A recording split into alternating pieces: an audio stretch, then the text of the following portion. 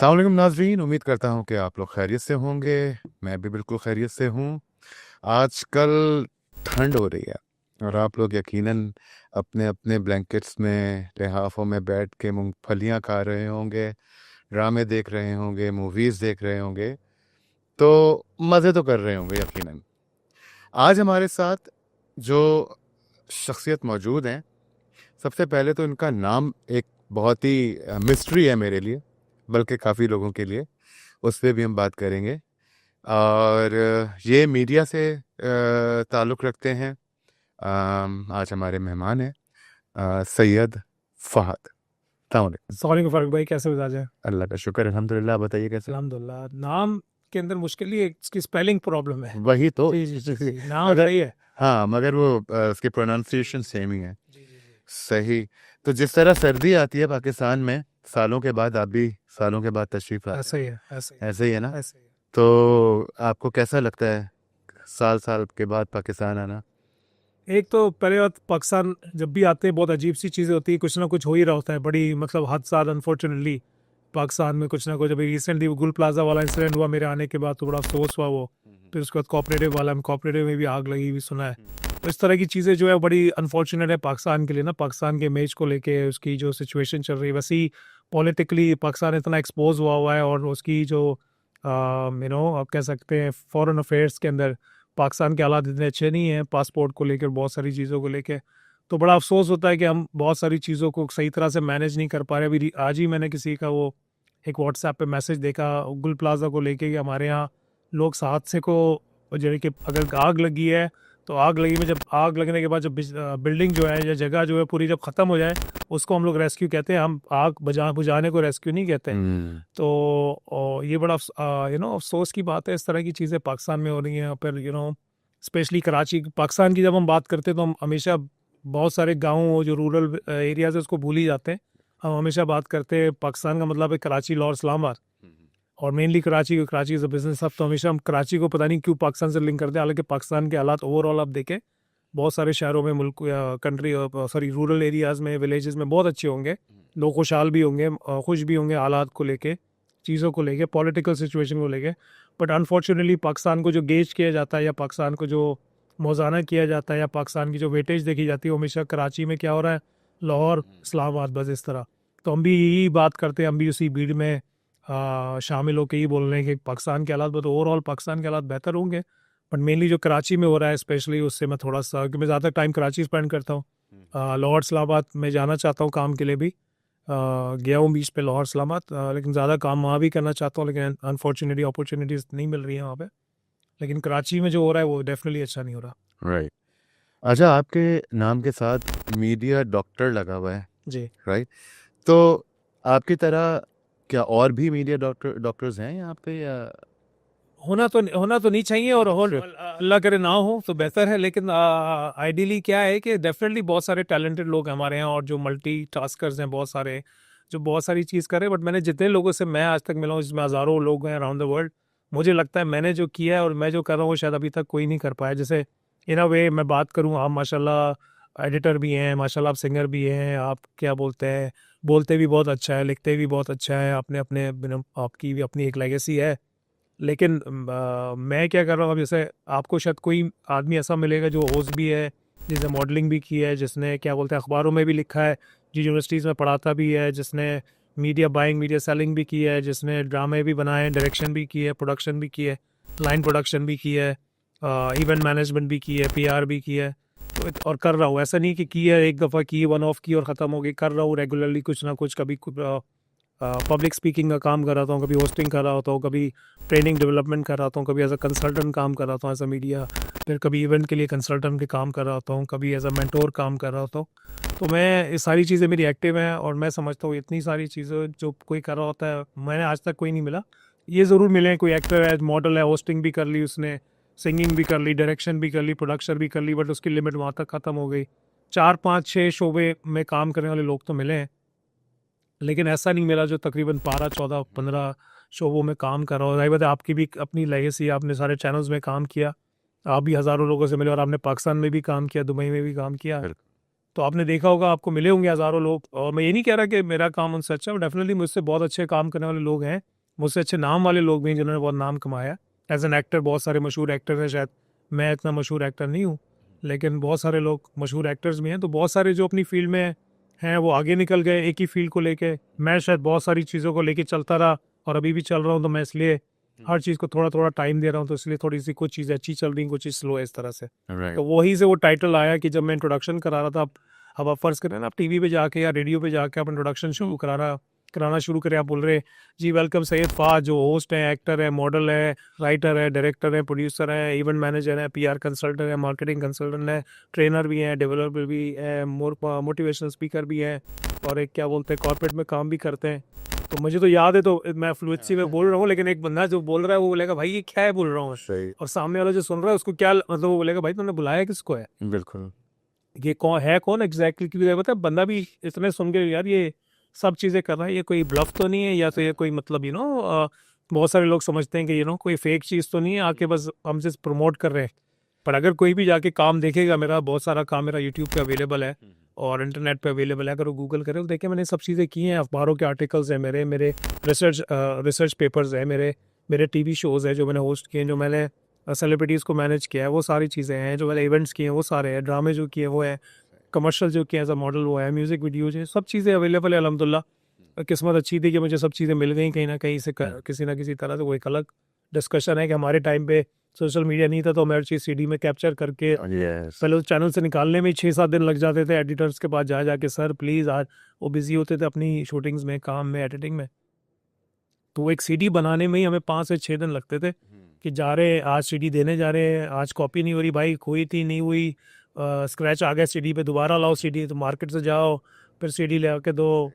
तो वो एक बड़ा प्रोसेस था, फिर उन तक पहुंचना एक प्रोसेस था, उनसे वो निकलवाना एक प्रोसेस था, क्योंकि वो आर्काइव में चली आती थी, तो आर्काइव में ढूंढना भाई, आर्काइव में वही तुम्हारा काम निकालना पर्टिकुलर। बिल्कुल अब जाहिर बात है पूरी एपिसोड मेरे पे तो नहीं है, तो वो 2 मिनट जाके 30 मिनट के अंदर से निकालना एक एडिटर के लिए, उसको पर्टिकुलरली आपकी रिक्वेस्ट में उस सीडी में कॉपी करना, वो एक उसके लिए टास्क था। आप एडिटर रहे तो आप समझ सकते हैं, तो वो बेचारा चैनल के काम करे या मेरे पर्सनल। सही नहीं, मुझे भी याद है एक मरतबा आपकी, हम अपडेट कर रहे थे, आप मेरे घर आए थे, एग्जैक्ट, तो वो बड़ा एक अगर आपसे अच्छा खासा एडिटिंग का काम तो आपसे कराया, रोज वजह से कि आप माशाल्लाह मक्खन की तरह काम करते हैं, आपके वही टोबा टोबा का कर रहे थे, तो मैंने बोला फारूक भाई आ जाइए, आपसे हेल्प चाहिए, तो वो किया मैंने, वो को भी शोरील बनाने के लिए, कोई जारी बात है जी मेरे को काम दिखाना था, अब इतनी सारी चीज़ें थी। राइट तो वहीं से वो टाइटल आया कि भाई एक शॉर्ट इंट्रो होना चाहिए, तो कोई अच्छे माशाल्लाह हमारे जर्नलिस्ट थे, उन्होंने बोला भाईजान मैं तुम्हें मीडिया डॉक्टर कहूँगा, क्योंकि जैसे जनरल प्रैक्टिशनर होता है हमारा, जिसको हम जीपी बोलते हैं, जनरल फिजिशियन भी बोलते हैं, उनके पास इलाज हर चीज़ का होता है मोरलेस, मतलब उनके पास जाते हैं वही बता देते हैं बुखार है, खांसी है, नज़ला है, सर में दर्द है,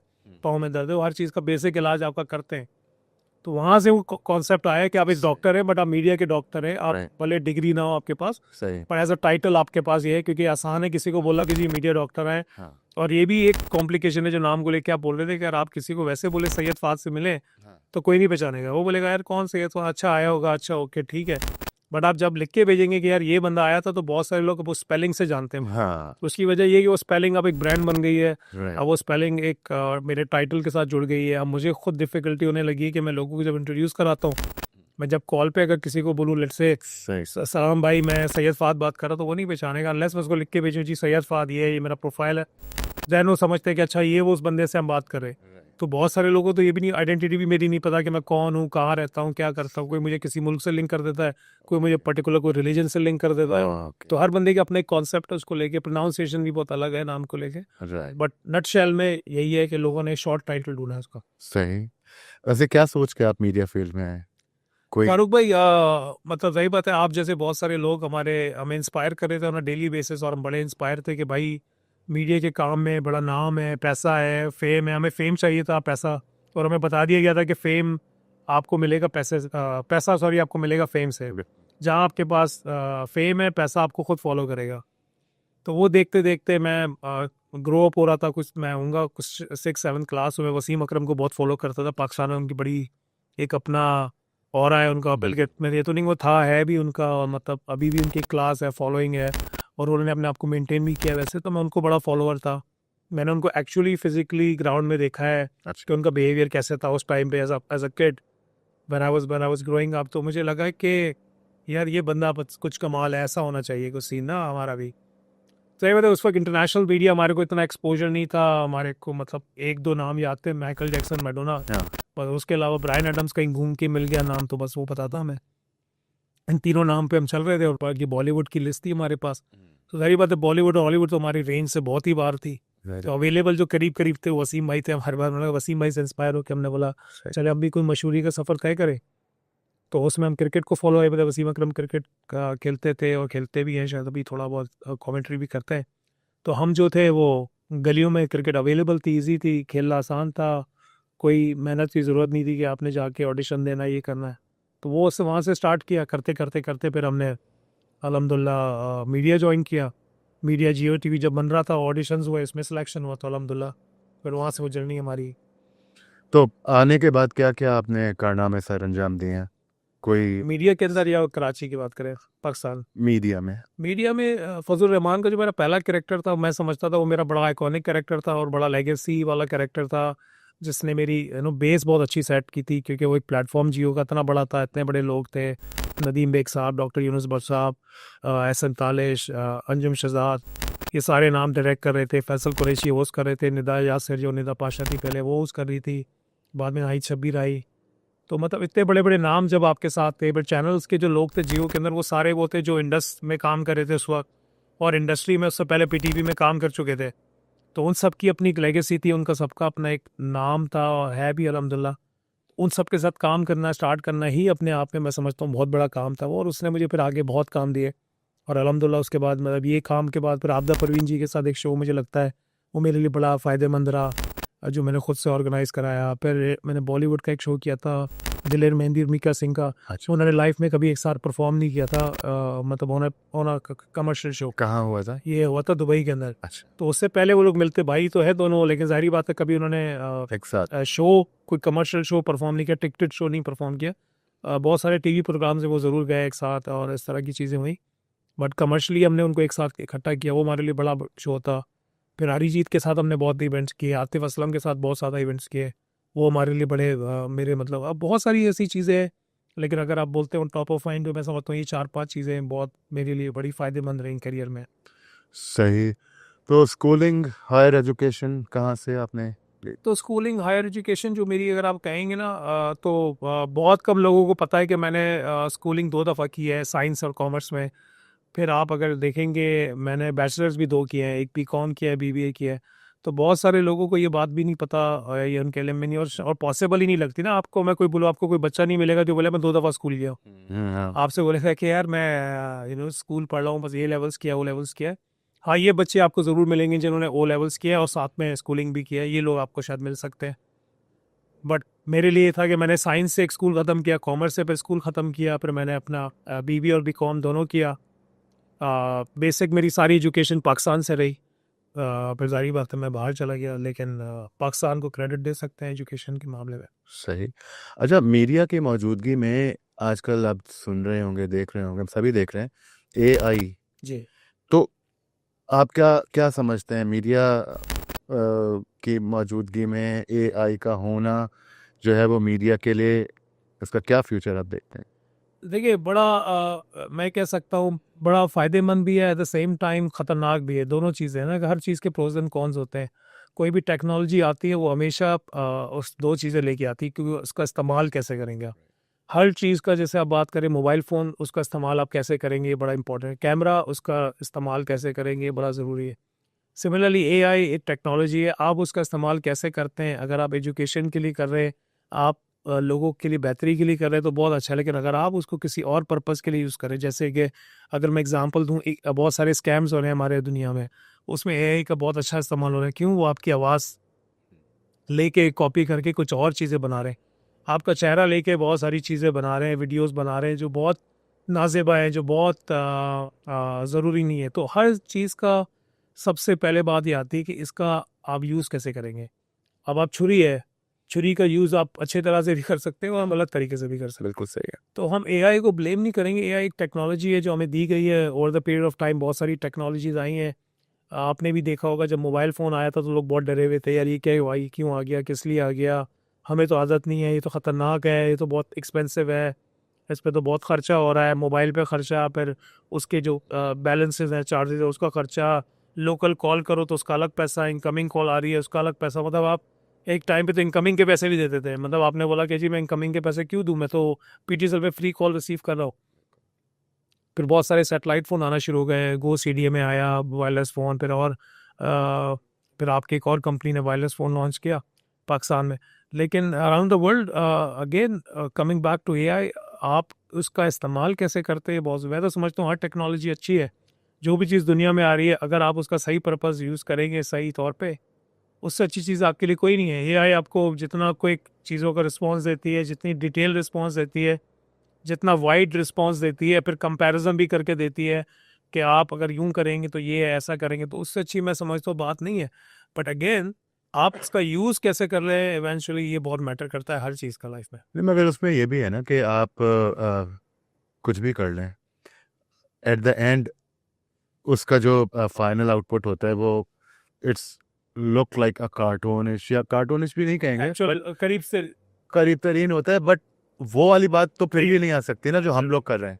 देखिए उसका बात ये है फारूक भाई कि अगर हम बात करते हैं ना एआई की, ना सिर्फ कैरेक्टर्स की, एआई लोगों ने ही बोलना शुरू कर दिया कि हमारी जॉब ले जाएगा। जब कंप्यूटर्स आए थे तो कंप्यूटर के बारे में ही बात हुई कि हमारे बहुत सारी जॉब्स तो ख़त्म हो जाएंगी, कि बहुत सारे लोग मैनुअली वो काम कर रहे थे। बिल्कुल। अब लोग को ये बात समझना चाहिए और समझना ज़रूरी है कि कंप्यूटर किसने बनाया, आदमी ने बनाया। तो जब आदमी नहीं होता तो कंप्यूटर कहाँ से आता। एआई किसने बनाया, ये कहीं से नाजल तो नहीं हुई हम पे, ये एक आदमी की तख्लीक है जो उसने बैठ के बनाई कि हाँ जी मैं इस सिस्टम को और बेहतर कर सकता हूँ, वो एआई है। अब एआई में हर बंदा काम कर रहा है, हर लिहाज से काम कर रहा है और नई नई जिद्दतें ला रहा है उसमें, और आगे जाएंगी। अभी रोबोटिक्स का दौर आने वाला है, आप बहुत टाइम के अंदर देखेंगे कि रोबोट्स ही खाना बना रहे हैं, रोबोट्स ही आपको खाना सर्व कर रहे हैं, रोबोट्स के आपसे पेमेंट लेने। तो आपकी जो आदत थी ह्यूमन इंटरेक्शन की वो चली जाएगी और ह्यूमन टच की। और बहुत टाइम ऐसा होगा यानी कि प्रॉबेबली नेक्स्ट 20 ईयर्स 25 ईयर्स में जो बच्चे होंगे उनको तो ये भी नहीं पता होगा कि ये काम आदमी करता था कभी। उनको तो लगेगा कि ये काम हमेशा से रोबोट ही करते हैं। तो हम उनकी आदत ही ऐसी होगी कि उनको आदत हो जाएगी रोबोट की, कि वो बोलेंगे अगर ये काम खाना रोबोट नहीं बना रहा तो मुझे खाना नहीं चाहिए। ये कौन, फारूक भाई कौन है या सैयद फाद कौन है, कहाँ से आके खाना बना रहा है। बिल्कुल सही। तो ये तो देखें वर्ल्ड में जो चेंजेस हो रही हैं, जैसे टीवी एक टाइम पे नहीं था। मेरे पेरेंट्स के जब वो बच्चे थे उनके पास टीवी उन्होंने नहीं देखा, लेकिन जाहिर बात है ओवर द पीरियड उन्होंने टीवी देखना शुरू किया, उसकी आदत डाली, उसको समझना शुरू किया कि क्या चीज़ है, क्यों है। इस तरह से बहुत टाइम हो, उससे पहले आपके पास गाड़ी बहुत सालों से नहीं थी लोगों के पास, लोग पैदल सफ़र करते थे, ऊँटों पे करते थे, घोड़ों पे करते थे। जब गाड़ी आई तो लोगों ने उसमें सफ़र करना शुरू किया, अंदाज़ा हुआ। तो हर टेक्नोलॉजी का जो है एक प्रोज होगा और एक उसका कॉन्स होगा। अब वो प्रोज एंड कॉन्स में आपको देखना पड़ेगा आपको उसको कैसे यूज़ करें।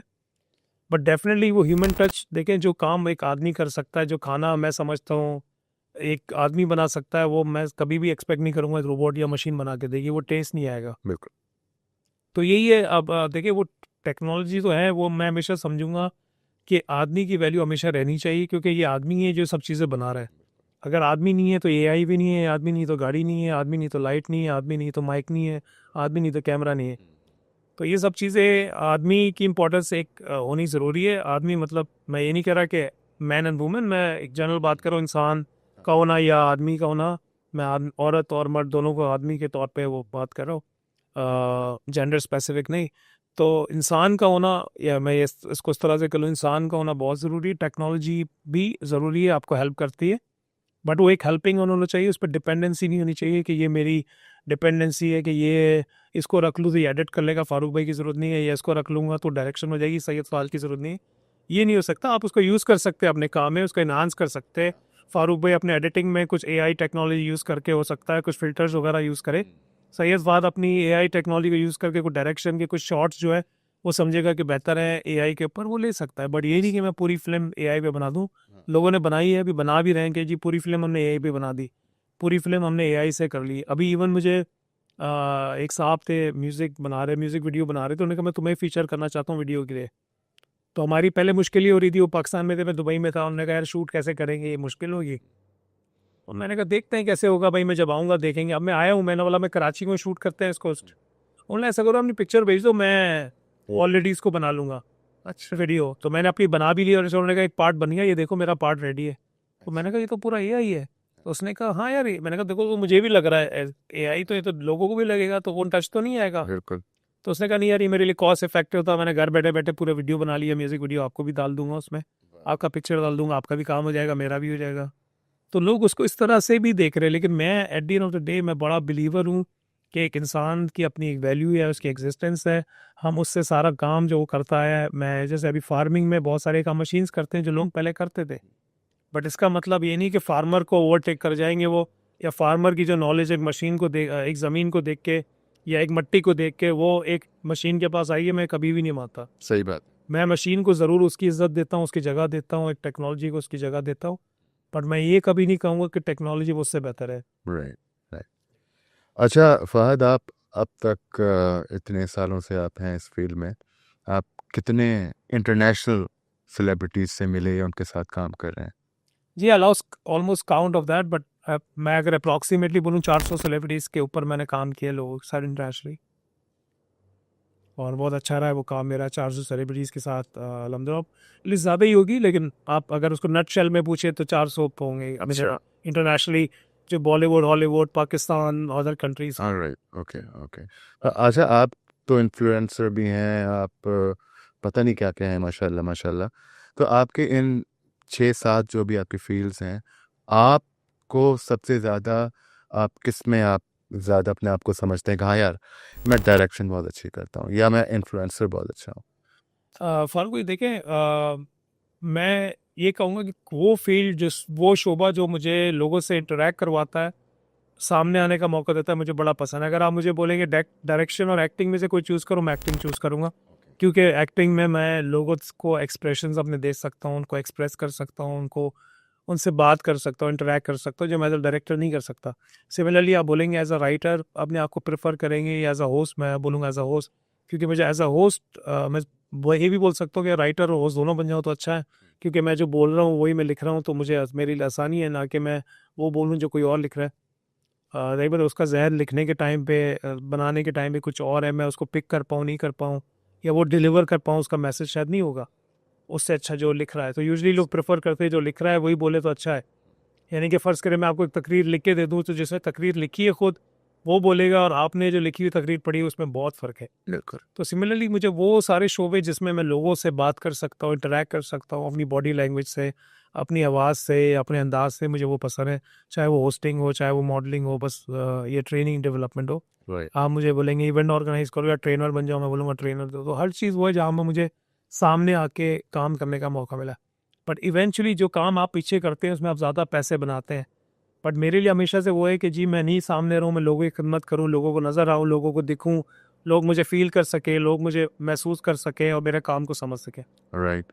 अच्छा फहद, अक्सर लोग जो है ना मीडिया को अच्छा नहीं समझते।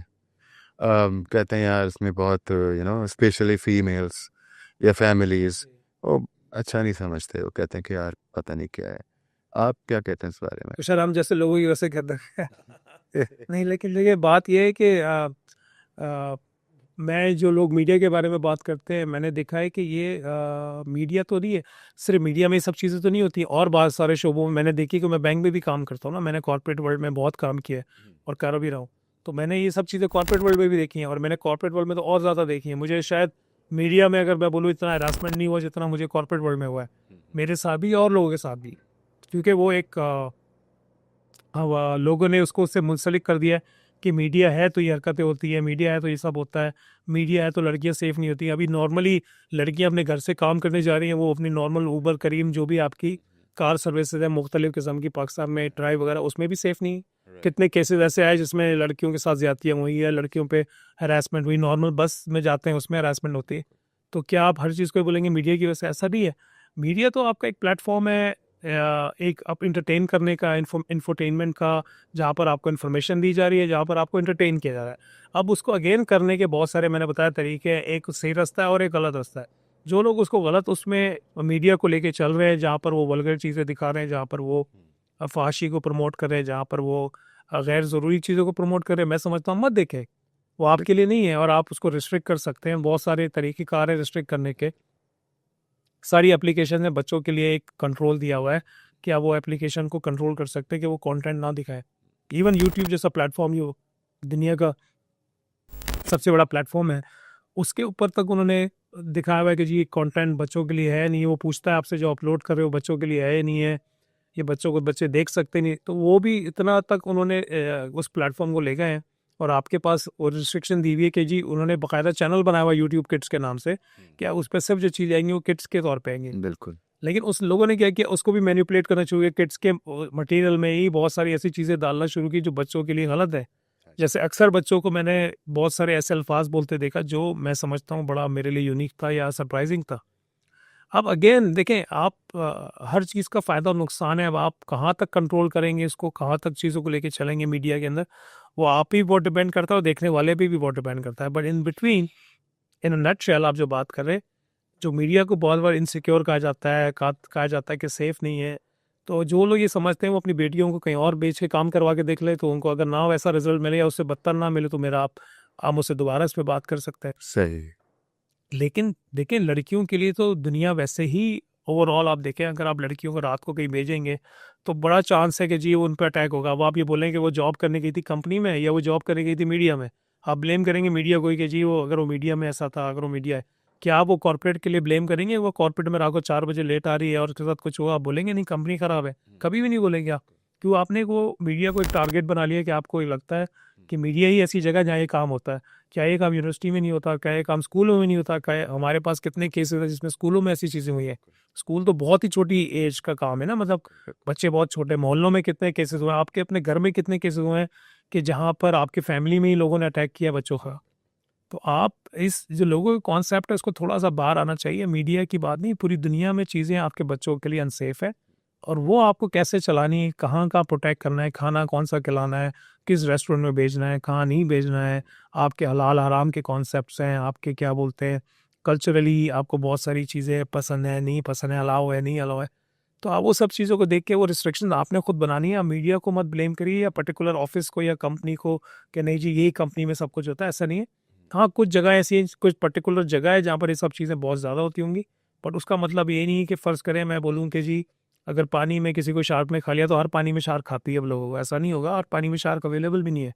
तो ये आपको देखना है कि कौन सी पानी में शार्क है नहीं है, इतनी मालूमात तो आपको होनी चाहिए ना as a father, as a mother, कि जी मुझे अपनी बेटी को कौन सी ऑर्गेनाइजेशन में भेजना है। आप भी रिसर्च कर सकते हैं, अगर आपको लगता है उस ऑर्गेनाइजेशन में ऐसे केसेस हुए हैं तो डेफिनेटली आपको उस प्रोटेस्ट करना चाहिए और अपनी बच्चियों को वहाँ नहीं भेजना चाहिए पर्टिकुलर ऑर्गेनाइजेशन में या उस जगह पे। फ़र्ज़ करें अभी अगर गुलशन के अंदर कोई हादसा हो रहा है, बार-बार हो रहा है, तो आप अपने बच्चों को अवॉइड करेंगे गुलशन ले जाने से, बट आप ये थोड़ी बोलेंगे रोड पे मत जाओ बेटा। हम्म। तो ये कॉन्सेप्ट है लोगों के ज़हन में, जो थोड़ा-सा clarity, education again plays a important role. मुझे लगता है कि एजुकेशन की ज़रूरत है लोगों को। राइट। अच्छा, आप यूएई बेस्ड हैं, जी। तो आप अपनी सर्विसेज ज़ाहिर बात है यूएई में देते हैं, पाकिस्तान में क्यों नहीं? नहीं, मैंने पाकिस्तान में भी सर्विसेज़ दी है, मैंने इंडिया वालों को दुबई में सर्विस दी है, मैंने बहुत सारी कंट्रीज़ को दुबई रहते हुए सर्विस दी है और पाकिस्तान में मैंने आके बहुत सारी सर्विसेज़ दी है। वजह ये है कि ज़्यादा नहीं दी। अगर ये कंपैरिज़न है कि ज़्यादा दुबई में दिए, पाकिस्तान में कम क्यों दिए, तो डेफ़िनेटली उसकी वजह ये है कि कॉस्ट पाकिस्तान में जो दुबई में मुझे पेमेंट्स मिलती हैं काम की, जो सहूलियात मिलती हैं, वो डेफ़िनेटली मुझे पाकिस्तान में नहीं मिलती। ये नहीं कि नहीं मिल सकती, बट प्रॉब्लम क्या है कि पाकिस्तान में लोगों का माइंडसेट ऐसा है कि जितना मैक्सिमम कोशिश करो वहाँ पर टैलेंट को ना दो। तो बहुत अच्छा है कि ये टैलेंट ने हमारे साथ काम कर लिया। अभी रिसेंटली एक बड़ी बिल्डर्स और डेवलपर्स हैं पाकिस्तान में, उनकी एग्जांपल देता हूँ।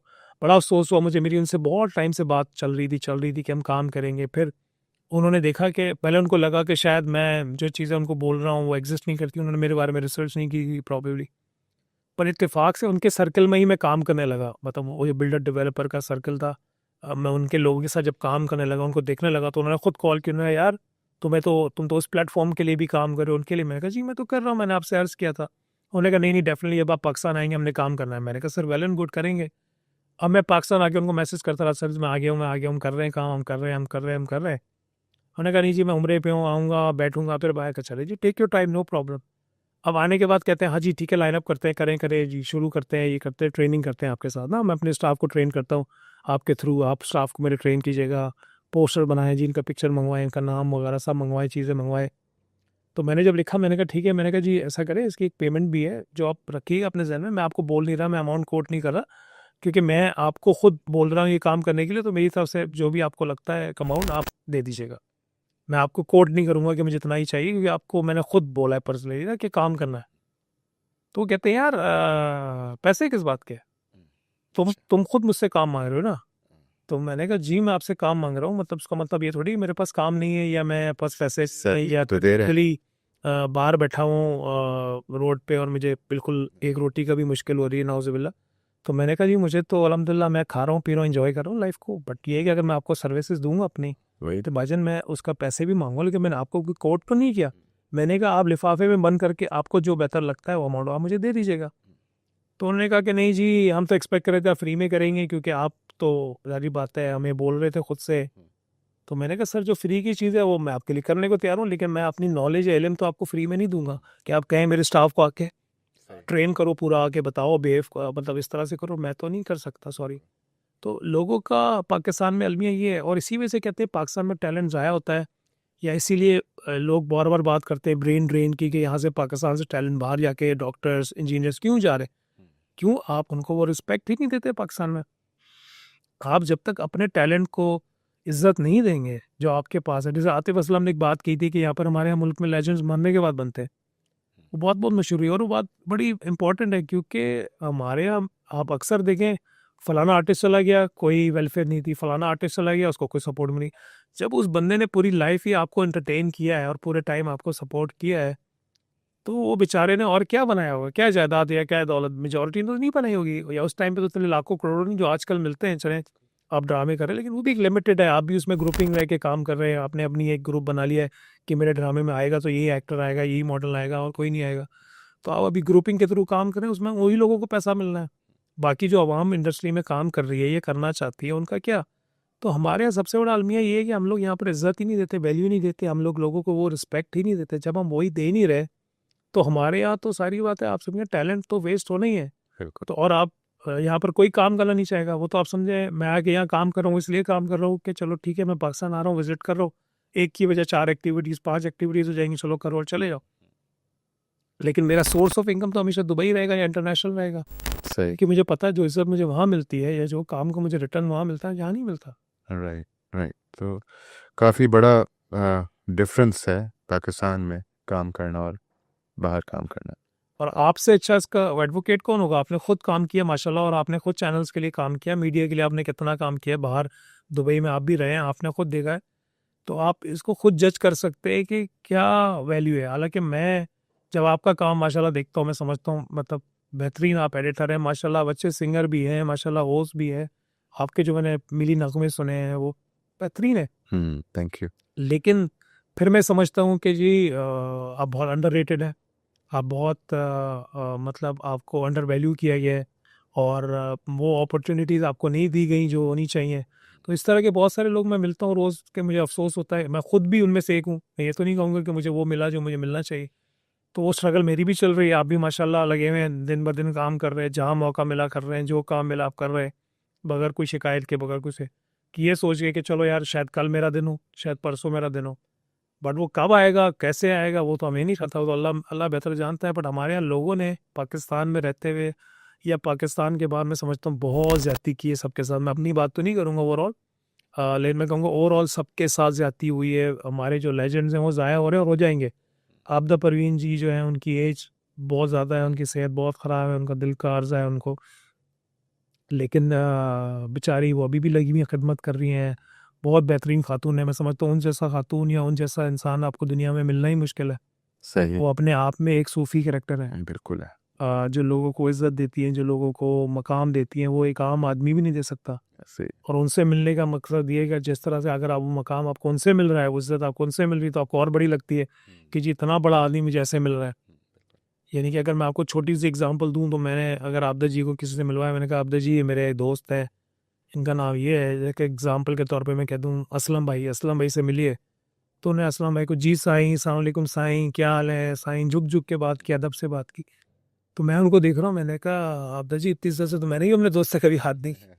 लेकिन मतलब बात ये है कि वो जिस तरह से मकाम देती है, तो मैं कहता हूँ वो भी आप उनको वैल्यू नहीं कर रहे। आज आपको उनको ऐसा मकाम देना चाहिए कि आप उनको शोज़ में बुलाएं, आप उनको वैल्यू दें। अभी पाकिस्तान आइडल हुआ, उनका नाम शायद मैंने हिसाब से मैंने कहीं नहीं देखा, एटलीस्ट आप कोई एपिसोड उनको डेडिकेट कर सकते थे, या आप उनको बुला के कह सकते थे कि जी आबदा जी हाँ हो सकता है हो, मैंने शायद पाकिस्तान आइडल पूरा नहीं देखो बट मैं पाकिस्तान आइडल को बेस बना के बात कर रहा हूँ कि इस तरह के जो भी हमारे प्रोग्राम्स होते हैं, हम क्यों नहीं अपने लेजेंड्स को ट्रिब्यूट देते हैं, क्यों नहीं उनको वो मकाम देते हैं। हमारे यहाँ बराबर की आपकी एग्जाम्पल है मुल्क की, जो आपको रोज़ शोज़ पे शोज़ दे रहा है, हर शो किसी ना किसी को ट्रिब्यूट है, हर शो किसी ना किसी को वैल्यू कर रहा है। बिल्कुल इवन वो उनकी जो मूवी आ रही है उसके ऊपर, वो मूवी के ऊपर उन्हीं एक्टर के गाने पे गाने चला रहे हैं।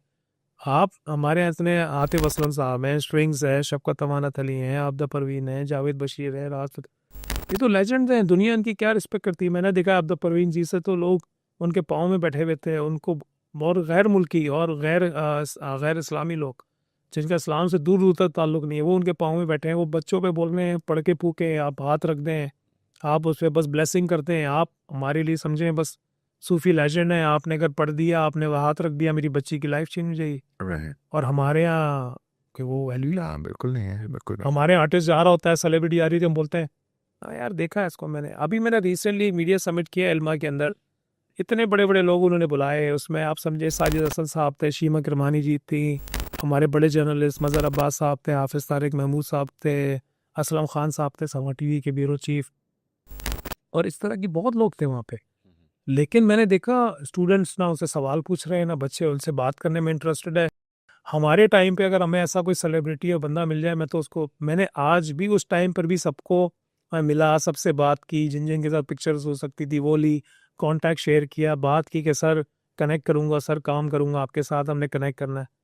तो मुझे अफसोस होता है कि लोग वो रिस्पेक्ट ही नहीं देते। वो यूनिवर्सिटी में आए, बोल रहे हाँ यार मैंने इसको देखा टीवी पे, हाँ यार ये आया हुआ था, ना सही हाँ यार देखा देखा लग रहा है, सही। हाँ यार ये वो है ना, वो ड्रामे में आया था ना, हाँ यार ये वो, मतलब इस तरह से बात कर लें।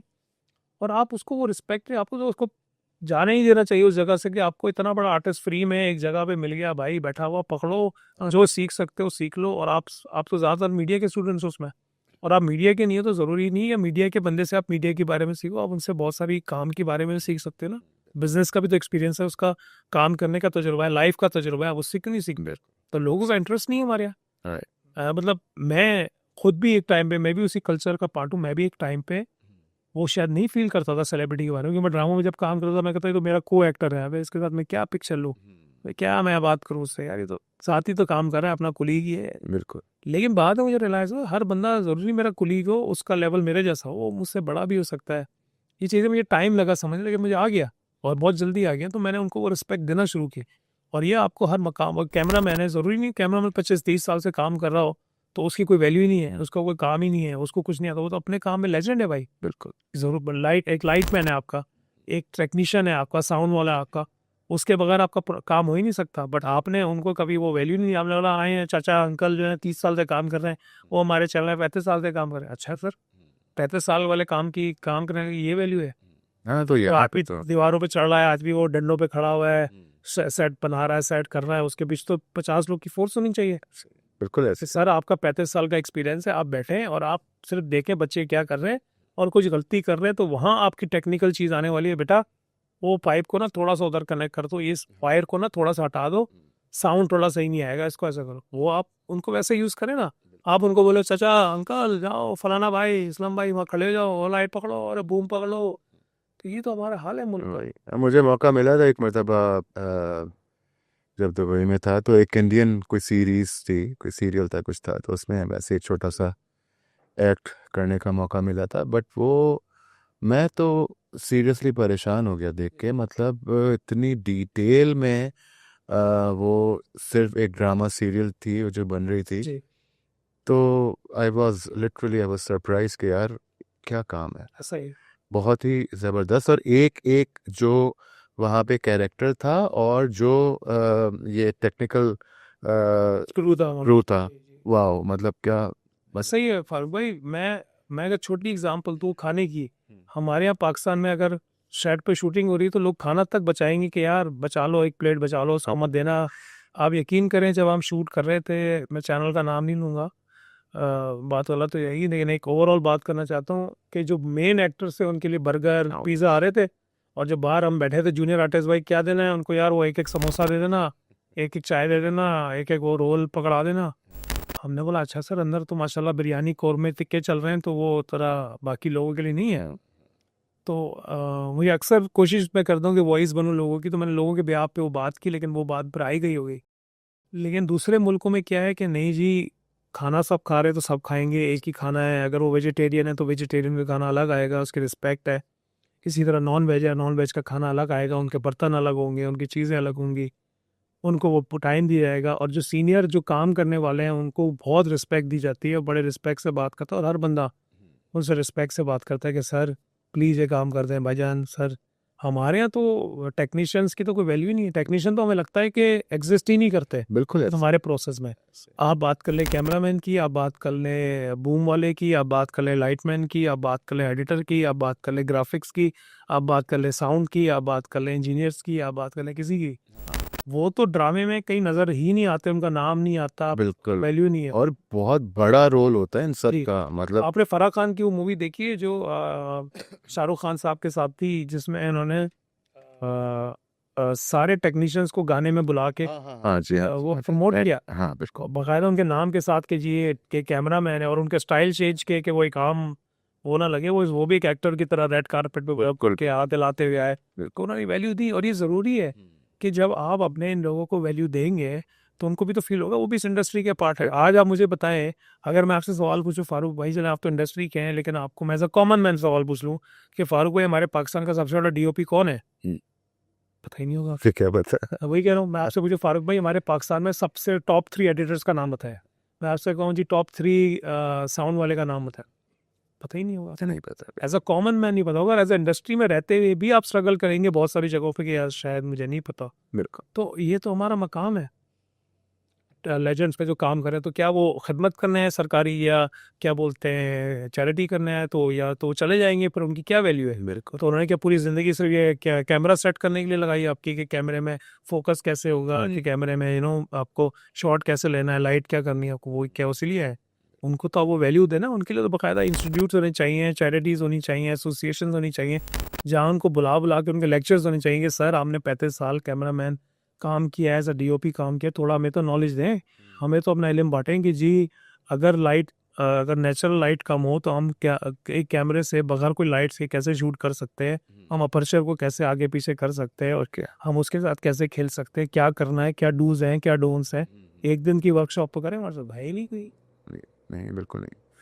अच्छा, मैं जब शुरू में आया अभी तो मेरा वहाँ जाना हुआ कराची प्रेस क्लब। जी।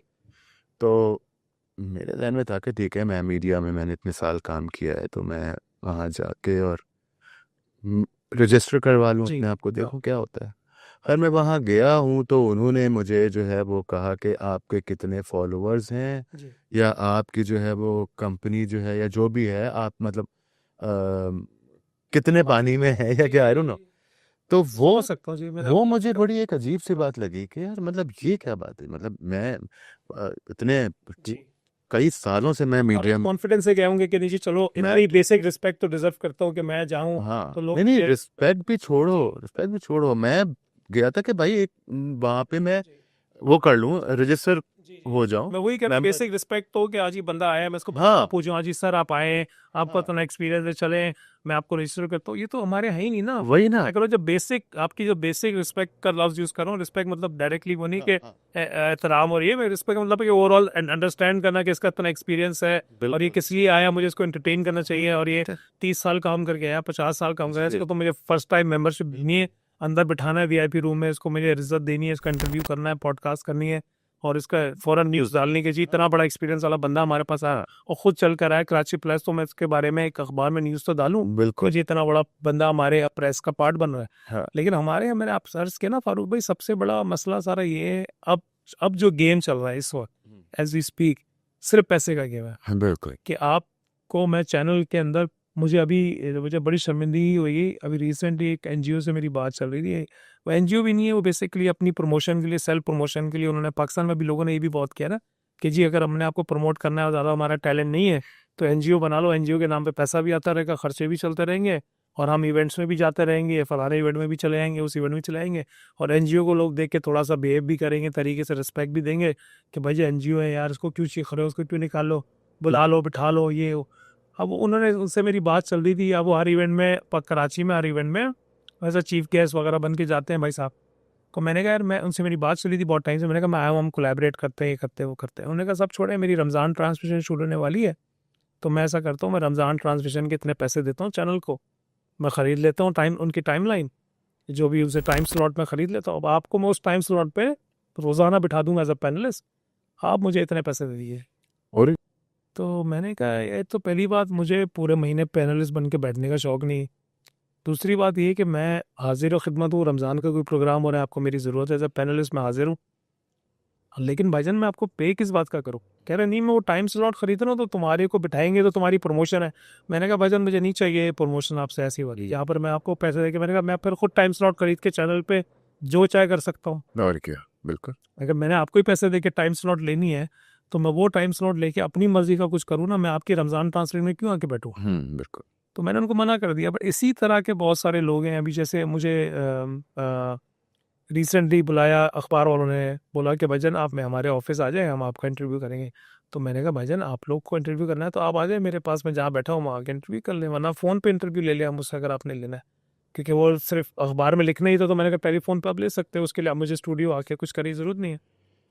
तो लोगों को मैंने देखा है कि एक तो लेजीनेस ऑन द टॉप है कि जी सुस्ती, काम नहीं करना और कोशिश करनी कि यहीं बैठे बैठे काम हो जाए, मिलना भी ना पड़े, ये सबसे अव्वल है हमारे यहाँ ना। दूसरा ये है कि हमें पैसे देने की बजाय पैसे मिल जाए उल्टा। जी। पैसे क्यों दें? भाई, या भाई आप मेरे पास आए हो ना नौकरी मांगने, तो बिल्कुल। आप पैसे दोगे ना मुझे। और क्या। तो मैं कह रहा हूँ फारूक भाई मैं आपको क्यों पैसे दूँ? फारूक भाई कह रहे हैं भाईजान आप जॉब मेरे पास लेना है ना, आप टीवी को मैं आपको जॉब दूंगा, प्लेटफॉर्म दूंगा, ये दूंगा, तो पैसे दो तो पड़ेंगे आपको।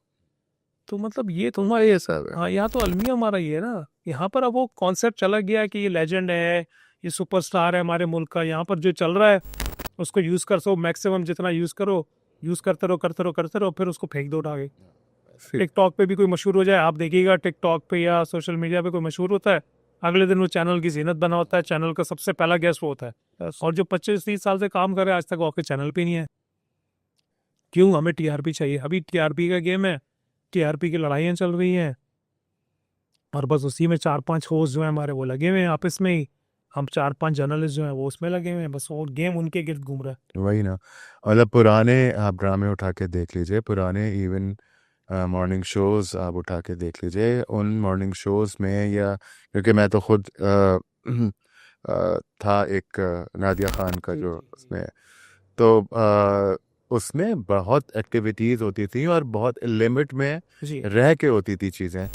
मगर अब तो मैं आपको यकीन मतलब करें आप कि मुझे नहीं याद कि मैंने आखिरी मर्तबा टीवी खोल के कोई मॉर्निंग शो या ड्रामा भी देखा हो। ऐसा ही है, मुझे ऐसा ही है। तो वो कभी आ जाए स्क्रॉल करते हुए तो देख लिया, और वो भी पूरा नहीं, क्योंकि हजम ही नहीं हो रहा है। खुद देखा ना, मैं हालांकि खुद मॉर्निंग शोज में जाता हूँ कि मैं अब तक मैंने किसी और के मॉर्निंग शोज को बैठ के नहीं देखा। उसकी वजह सिर्फ ये है कि जो कंटेंट दिया जा रहा है लोगों के थ्रू, वही। और जो कंट्रोल दिया जा रहा है और जो मैसेजेस दिए जा रहे हैं, और क्या उसके अराउंड पॉलिटिक्स हो रही है और क्या पैसे का गेम हो रहा है, जी। ये बहुत अजीब सी चीज़ बन गई है। हालांकि एक टाइम था कि आप बोलते थे कि जी आ, आ, ये बंदा जो है प्रोग्राम कर रहा है तो लोग बड़ी इसको वैल्यू करते थे कि यार इसका प्रोग्राम तो सुनना है। लोग बाकायदा ऑफिस से जल्दी से घर आते थे कि यार इसका प्रोग्राम सुनना है। हमें आज मोइन अख्तर साहब का प्रोग्राम आने वाला है 9 बजे, हमें ये देखना है। अनवर मकसूद मोइन अख्तर साहब आ रहे हैं एक साथ, हमें ये प्रोग्राम देखना है। आज उमर शरीफ का वो शो आने वाला है, इतने बजे हमने देखना है। या तारिक अजीज़ का नीलामगर इतने बजे आना है, तो वो देखना ही देखना है, वो तो मस्ट है। इस तरह आमिर लियाकत का कोई शो आना है तो वो देख, इस तरह की चीज़ें हमारे यहाँ है और थी। लेकिन ओवर द पीरियड अब क्या होने लगा है, अभी प्योर का कमर्शियलिज्म है, पैसे कितने मिल रहे हैं। जो ज़्यादा वल्गर काम कर रहा है या जो ज़्यादा फहाशी फैला रहा है या जो ज़्यादा क्या बोलते हैं नेगेटिव चीज़ें कर रहा है, वो हमारे यहाँ ज़्यादा वैल्यू किया जाता है। जो लेजेंड्स बैठे हुए हैं वो आज भी शर्म में बैठे हुए हैं अपनी, वो बोल नहीं सकते कि भाई मैं भी तो बैठा हूँ 25 साल से, 30 साल से, 50 साल से, मुझे बुलाओ, मुझे भी तो शो कराओ। मुझे तुमने आज तक तो नहीं बुलाया। राइट। आज तक हमने कितने मॉर्निंग शोज में काजी वाजिद साहब को देखा होगा या कवि साहब को देखा होगा या हमारे पाकिस्तान के और लेजेंड मुस्तफ़ा कुरैशी को देखा होगा या कोई भी।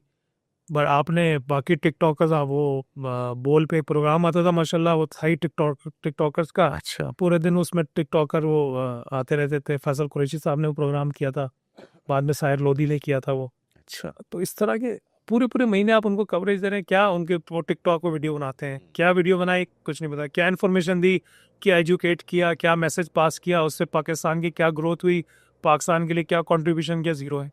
इंटरनेशनल प्लेटफॉर्म पे क्या किया, कुछ नहीं। क्या किया, बट टिकटॉक पे 2 डांस की वीडियो बनाई, 2 गानों की वीडियो बनाई, कहीं पे जाके अपने कपड़ों के साथ आगे पीछे कुछ किया, बस वीडियो में तुम टिकटॉकर है।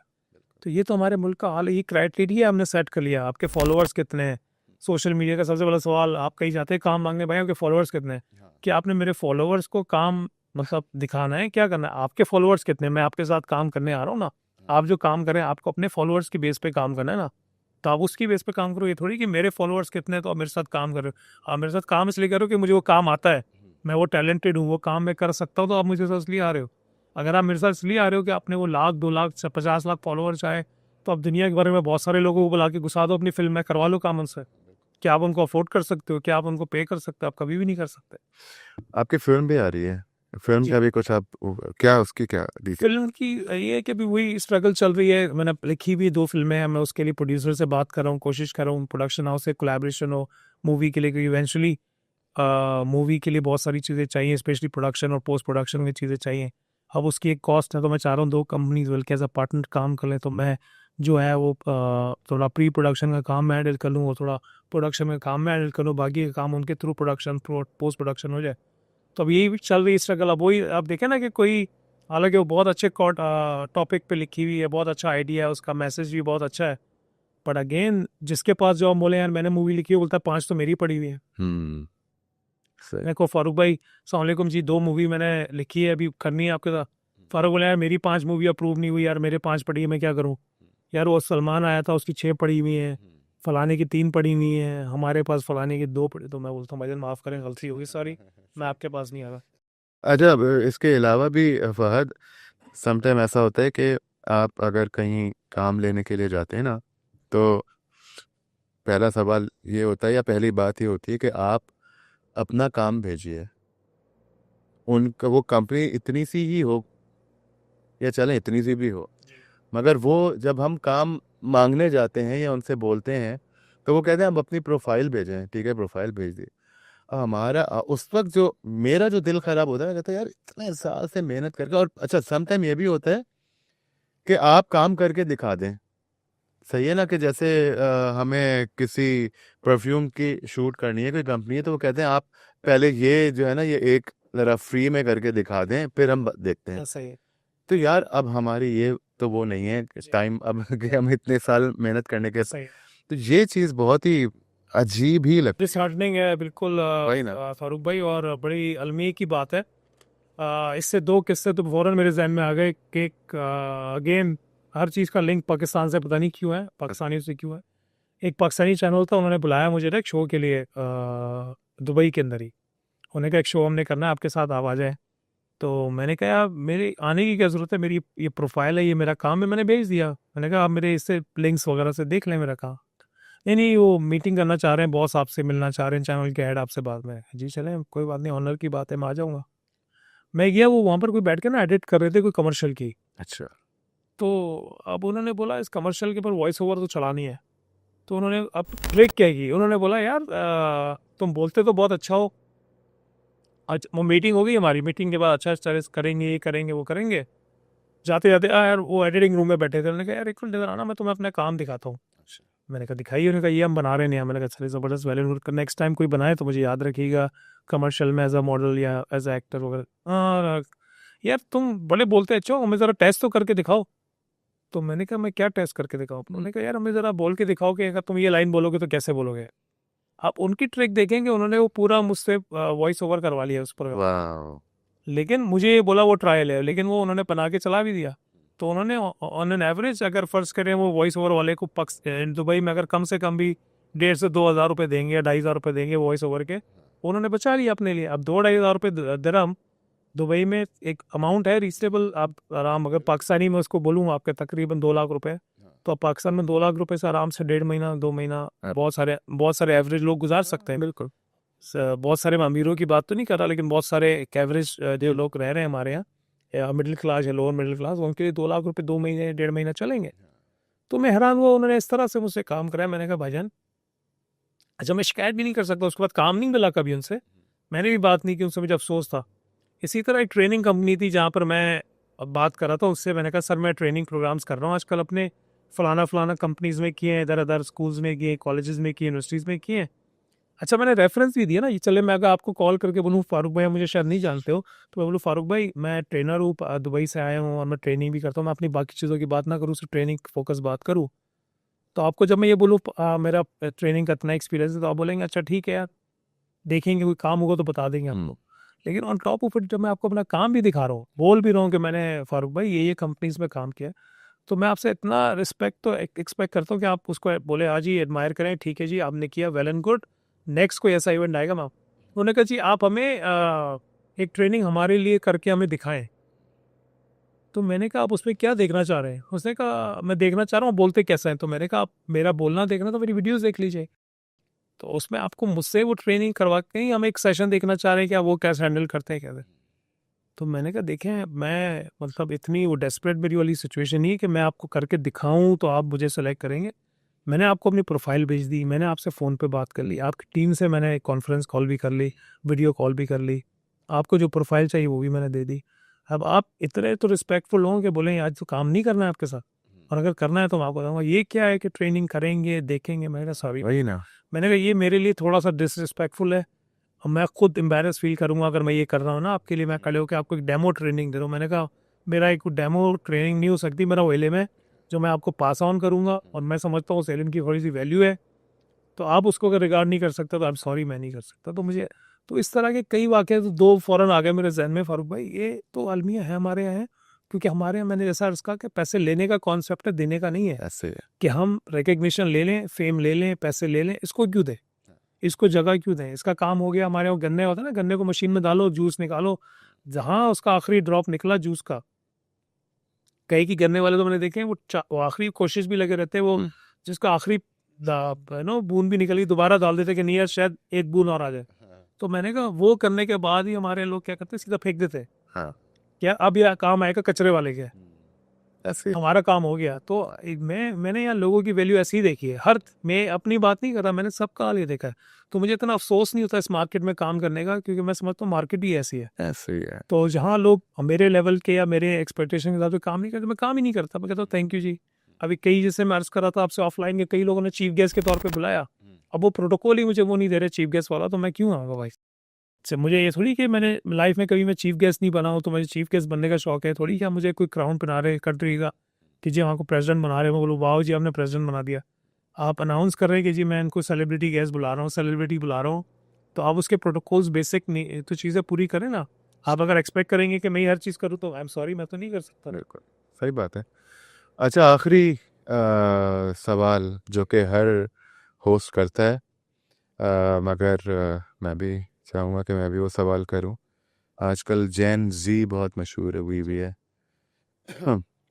तो इतनी सारी गुफ्तगू करने के बाद मेरा तो यही ख्याल है कि शायद अब उनको मशवरा देने की ज़रूरत नहीं है, जी जी क्योंकि वो लोग सेल्फ सफिशिएंट है, उनके पास एआई है, उनके पास गूगल है, उनके इंटरनेट राइट। है। जी जी तो लेकिन ये कि हाँ कोई ऐसी बात अगर आप तो फारूक भाई बेसिक बात तो मैं यही करूँगा, जो बच्चे हैं जो ये शो देख रहे हैं, जो प्रोग्राम देख रहे हैं, ये बड़ा ज़बरदस्त पॉडकास्ट है फारूक भाई का, और इसमें एक्सपीरियंस शेयर किया जा रहा है, इसमें नॉलेज शेयर की जा रही है, इसमें कोई आपसे मॉनेटरी बात नहीं की जा रही कि आप पैसे दे तो सब्सक्राइब करेंगे, लाइक करेंगे, कमेंट करेंगे, शेयर करेंगे।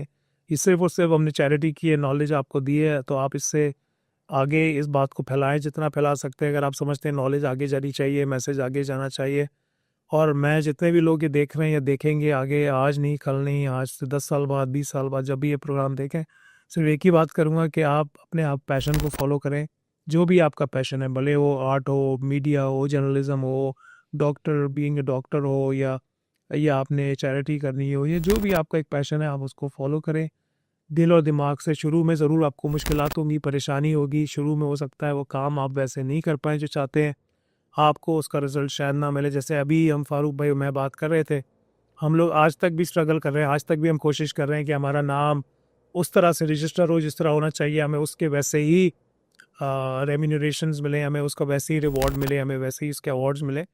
तो वैसा बात नहीं है, तो लेकिन उसको मतलब ये नहीं कि हमने छोड़ दिया, क्योंकि हम अपना पैशन फॉलो कर रहे हैं।